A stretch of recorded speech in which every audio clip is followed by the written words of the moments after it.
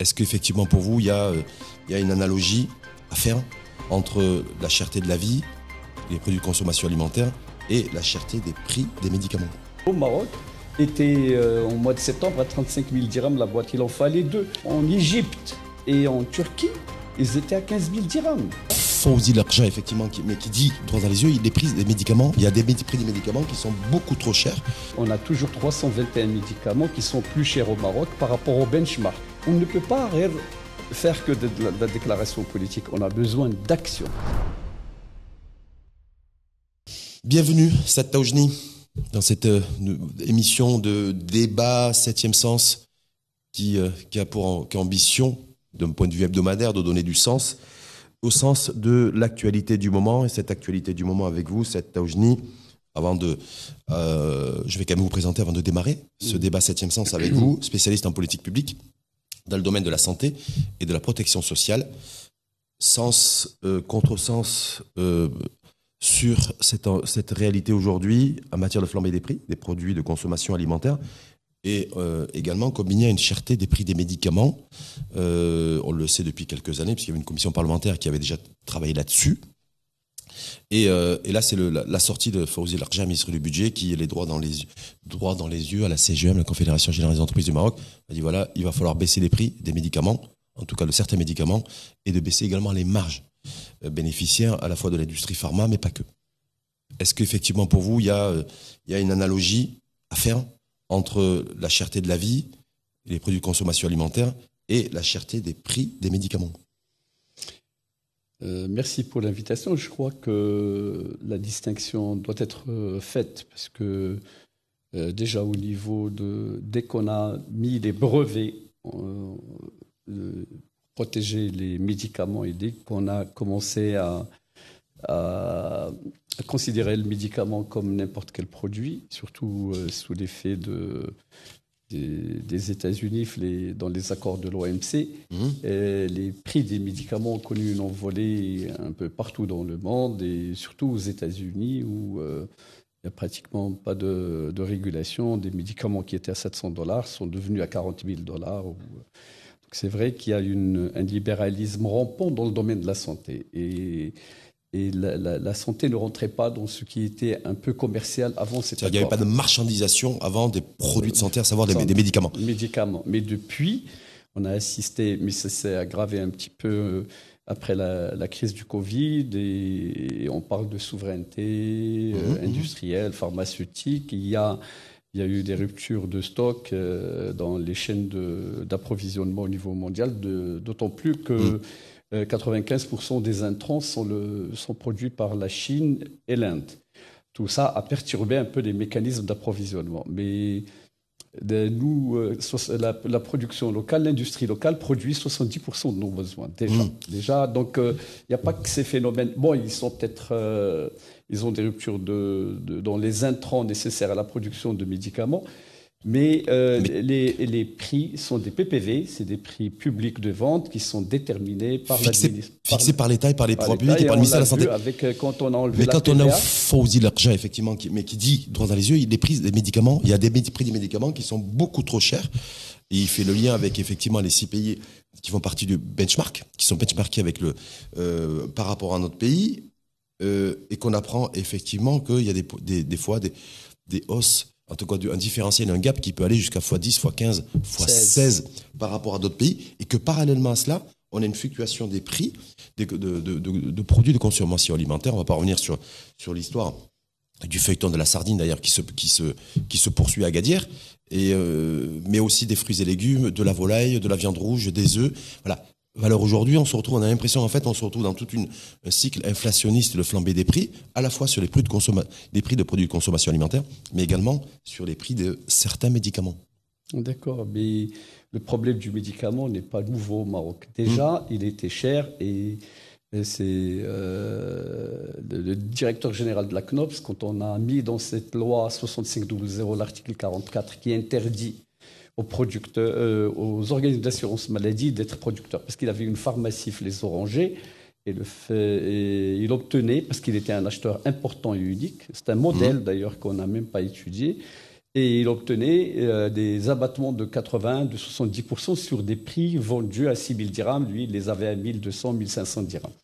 Quand on lui a dit, quand on a dit à la CNOPS qu'elle n'avait plus le droit d'avoir une pharmacie, le fait qu'il se soit aligné sur les PPV, il avait un trou de 300 millions de dirhams par an.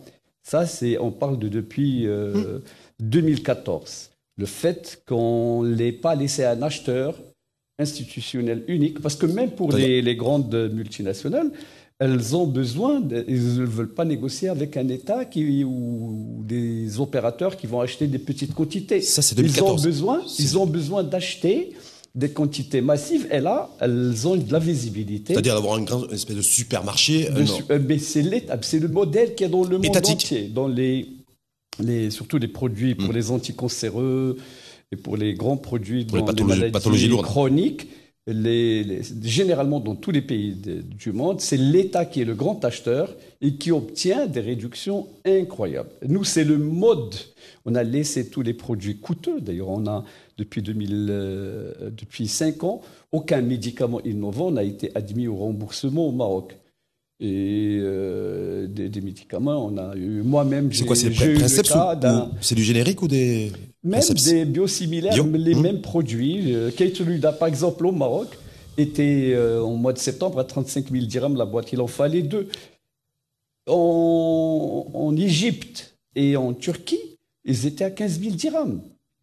Et même, c'est ça le... Est-ce que c'est une forme de libéralisme? Pardon? Est-ce que vous avez fait référence à la date vous avez mis le curseur sur 2014 par rapport à la CNOPS qui, effectivement, on ne l'a plus autorisé à avoir un espace de stockage de médicaments qui soit public. On est bien d'accord? Oui. 2014 aussi, c'est la loi qui a été votée 104-12 sur la liberté des prix et de la concurrence. Hasard ou coïncidence? C'est-à-dire que là, on libéralise les marchés au travers de cette loi 104-12. Donc, du coup, on a les prix qui sont fixés par l'offre et la demande. Et au même moment, la même année, quelque part, peut-être on commence à libéraliser aussi le médicament. Oui, mais... Non, est-ce qu'il y a similitude ou pas similitude aussi? Il y a eu la commission Hariri, il y a eu une commission parlementaire en 2009.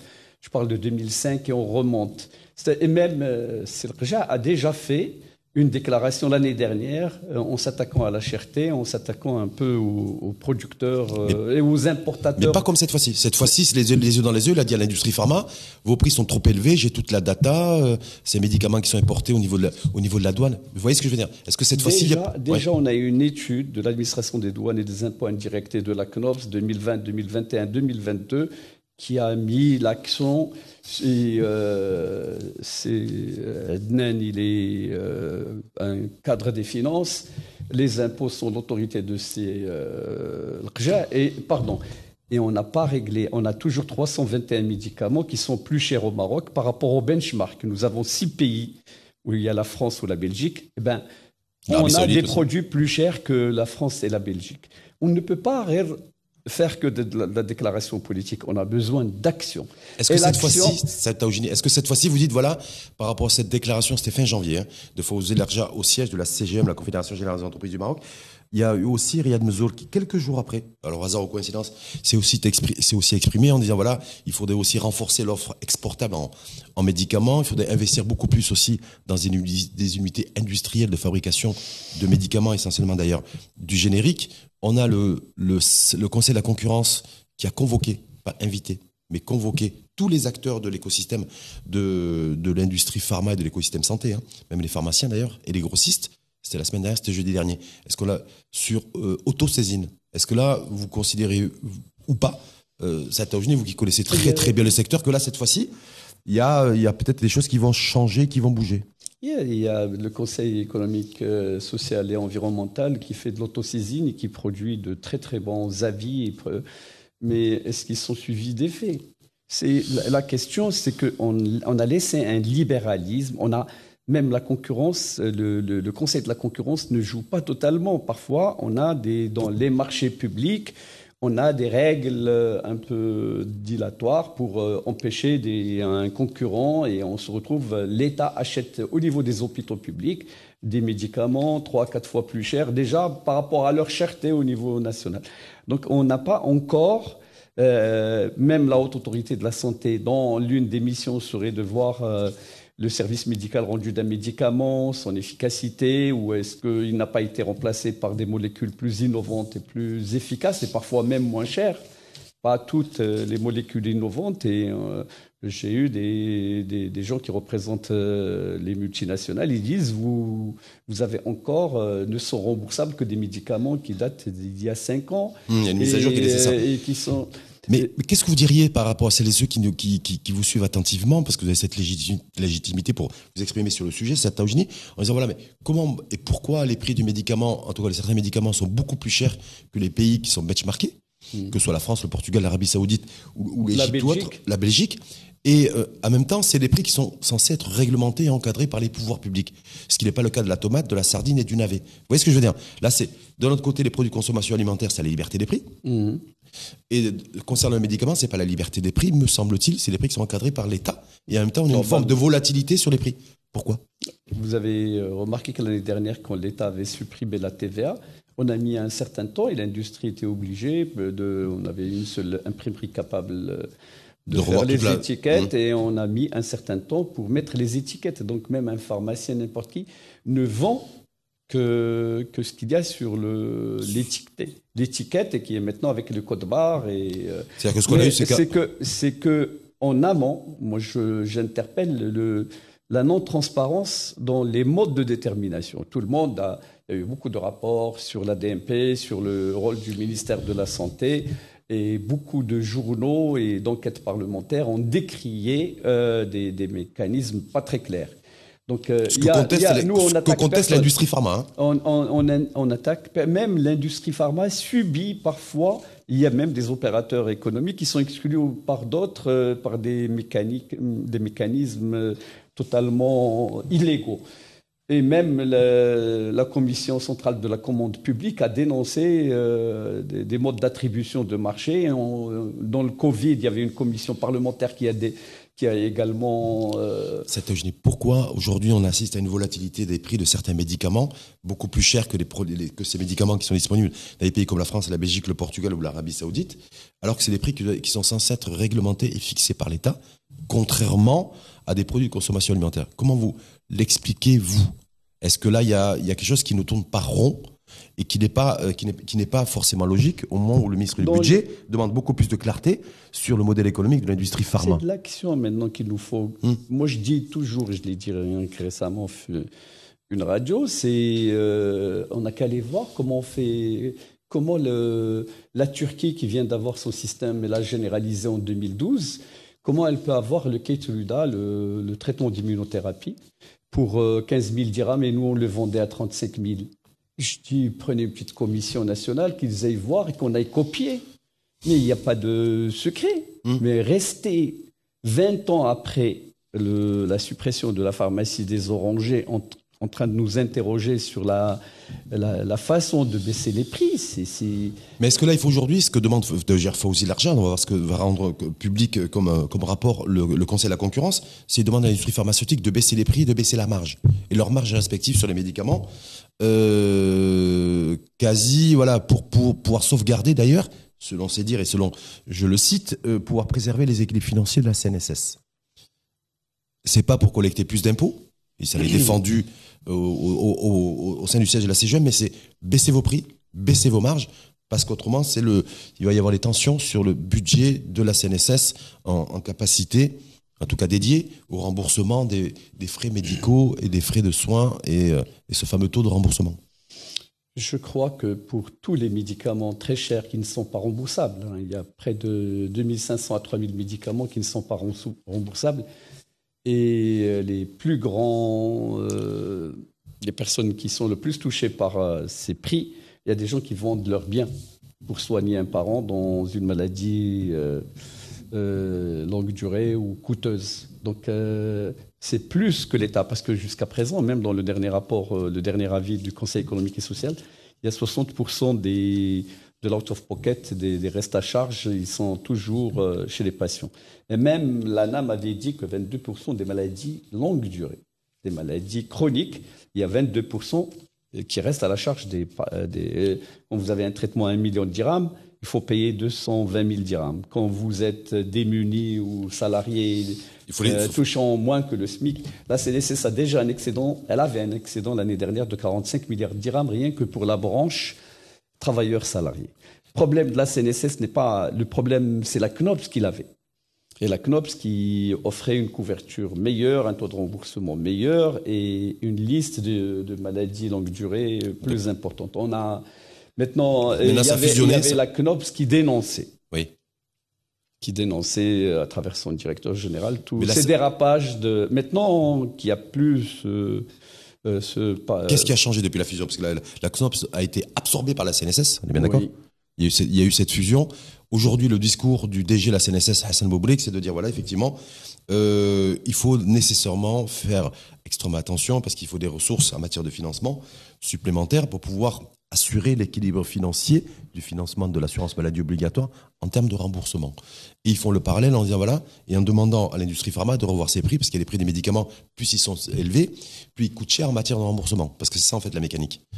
Est-ce que ça a du sens pour vous? Il y a déjà 4 branches. La CNSS, comme je viens de dire, dans les travailleurs salariés, il y a un excédent de 4 500 milliards de centimes. C'est énorme. Là où on a des problèmes, à Moutsadamon, c'est plus ou moins équilibré. On a un problème sur les travailleurs non salariés, les indépendants. On a un problème sur Amo Chamil. Les gens ne se font déclarer qu'une fois qu'ils ont une maladie chronique. Et là, c'est démontré. Il y a un déséquilibre. Mais on avait un 5e, c'est-à-dire une sous-catégorie des travailleurs salariés, que sont les fonctionnaires, et il y avait un déficit qui n'était pas dû à un problème de gestion, qui était dû, comme on vient de le dire, à ces médicaments, la suppression de la pharmacie interne, la flambée des prix à l'international dans l'achat des médicaments, et même dans certaines analyses médicales qui sont plus chères au Maroc qu'en Belgique ou en France. Donc, il fallait régler, et pour régler le problème du déficit de la CNOPS, il fallait enlever le plafond de 400 dirhams par fonctionnaire et il fallait que l'État, donc automatiquement, ça va impacter et les revenus des fonctionnaires et l'État comme employeur des fonctionnaires. Est-ce que l'État, en transférant la gestion des fonctionnaires, de l'assurance maladie des fonctionnaires à la CNSS, est-ce qu'il va trouver les financements ? C'est à l'État, mais est-ce qu'il peut demander encore aux fonctionnaires une augmentation de leur contribution alors qu'il y a une cherté? Pour éviter, me semble-t-il, de demander aux fonctionnaires en fait de relever, parce que c'est un engagement qui a été pris, me semble-t-il, je pense sous votre couvert d'ailleurs, lorsqu'il y a eu cette fusion CNSS-CNOPS qui était sur la table, rappelez-vous en conseil de gouvernement, ça avait été reporté parce que les syndicats aussi voulaient avoir suffisamment de garanties. Dont une des garanties, c'était celle que l'État et que l'exécutif s'engage à ne pas augmenter les cotisations des fonctionnaires en matière de couverture santé. Donc du coup, valeur aujourd'hui, Fawzi Larja, il doit respecter cet engagement pris par l'exécutif, c'est-à-dire de ne pas augmenter les cotisations supplémentaires. Et donc du coup, il doit en même temps trouver de l'argent. Et l'argent, il considère que c'est au niveau de l'industrie pharma qui a aussi même déjà au niveau un potentiel. De l'État. Oui. L'État dans les travailleurs salariés à la CNSS, c'est pratiquement un tiers, 2 tiers.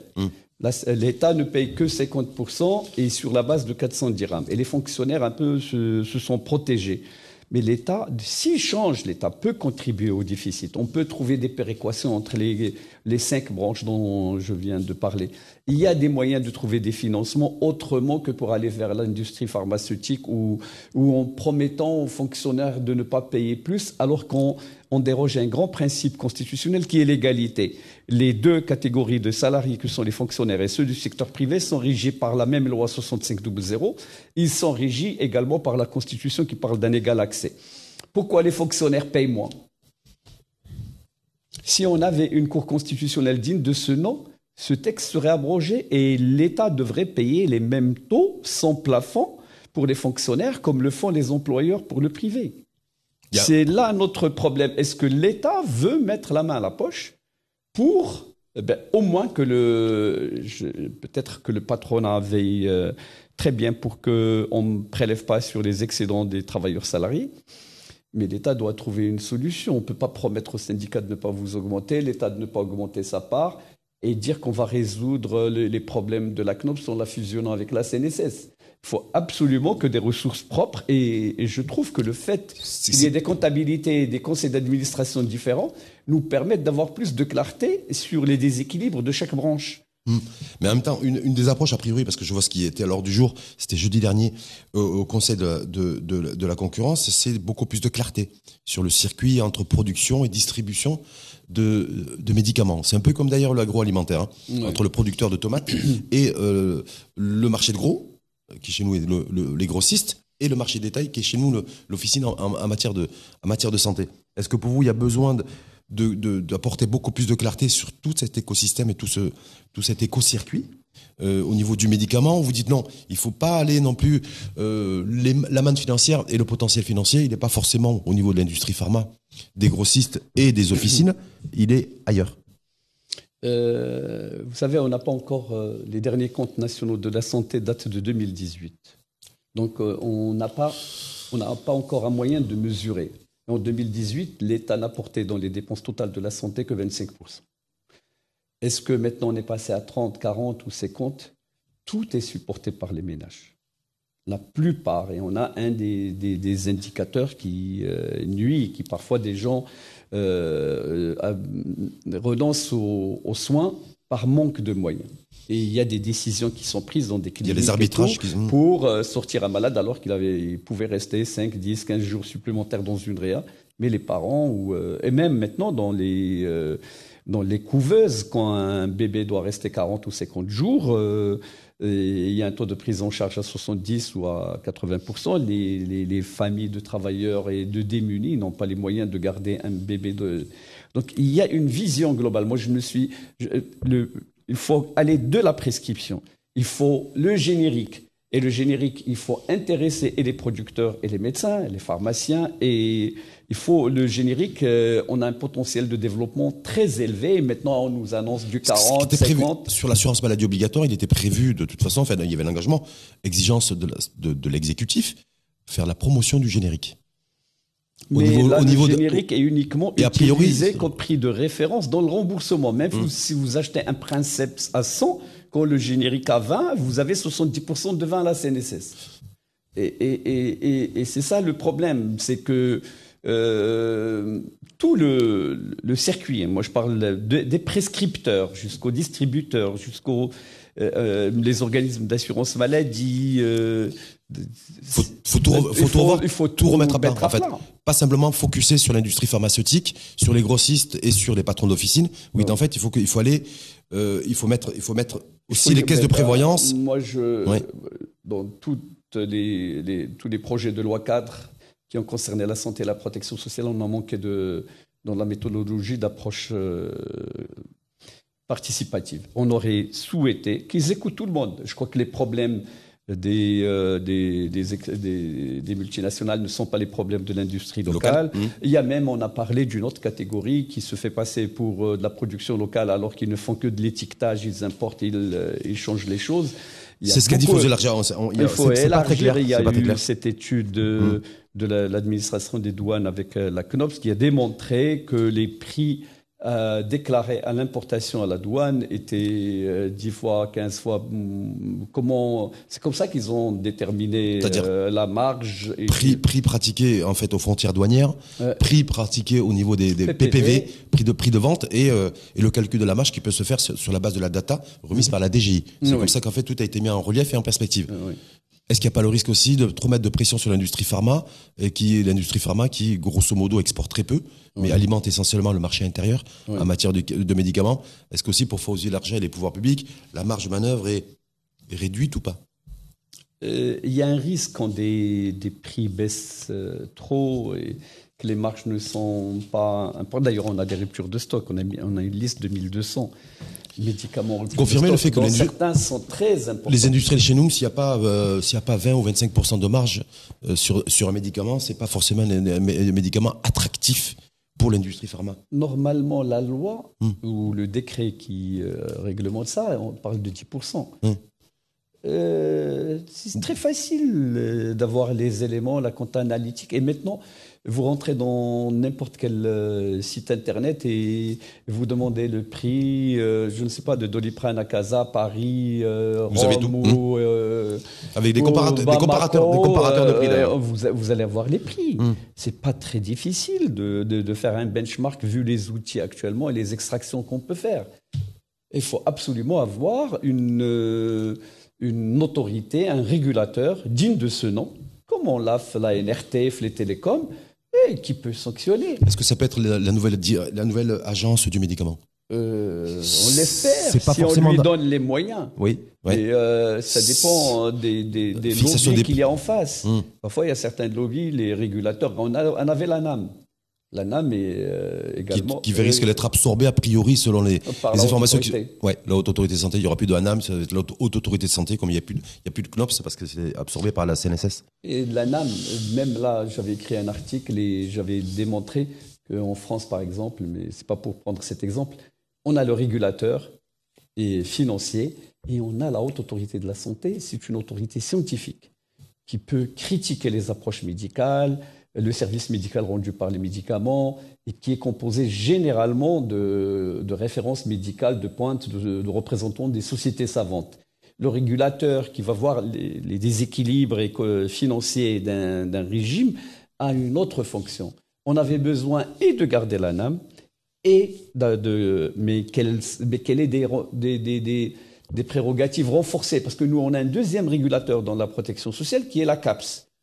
Donc, il y a un désordre institutionnel et même la création de la Haute Autorité de la Santé, le temps qu'elle s'installe, le temps que les prérogatives soient définies, qu'elle fasse les recrutements, qu'on désigne les membres. On a eu une année ou deux, puisque la loi 06-22 est passée en octobre 2022.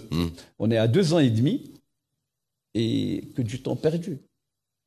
Merci en tout cas parce qu'on n'a pas perdu votre temps et je vous remercie d'avoir dédié de votre temps cette Taoujini pour nous éclairer sur ce qu'on le disait aujourd'hui, c'est flamber des prix de denrées alimentaires, mais il y a également parallèlement à cela, ce qui a été, on le sait depuis quelques années, mais qui a été rappelé et a priori cette fois-ci le dossier peut-être qu'il est être mieux pris en charge politiquement.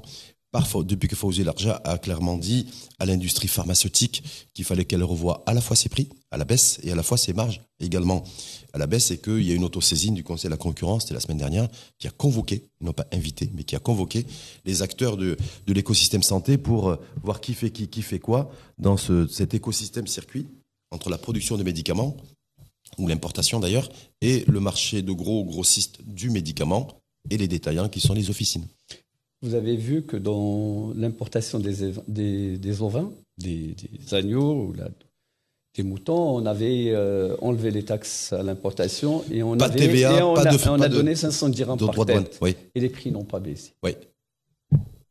Donc les lobbies sont là, ils sont forts. Les moyens. Ouais. Quand quelqu'un, en plein mois de Ramadan, augmente le prix des lentilles dans une épicerie, il y a une commission locale et qui sanctionne et qui ferme. Ce que vous voulez dire, c'est quand on veut un peu... n'a pas de traitement, qu'on ne fait pas le même traitement à tous ceux qui ne respectent pas la législation de l'État. Au moins, on n'est pas obligé de fermer, mais mettre des sanctions, comme fait la NRT, et faire payer des sanctions et les gens vont se discipliner.